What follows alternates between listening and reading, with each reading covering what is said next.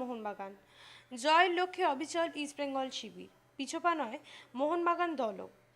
মরশুমের সেরা ডার্বি, বাঙালির আবেগ ইস্টমোহনের যুদ্ধে শান দেওয়ার দিন। সকাল থেকেই শিলিগুড়ির কাঞ্চনজঙ্ঘা স্টেডিয়ামে দেদার বিকোচ্ছে ক্লাবের জার্সি। উত্তেজনার পারদ অনুভব খেলোয়াড়দেরও।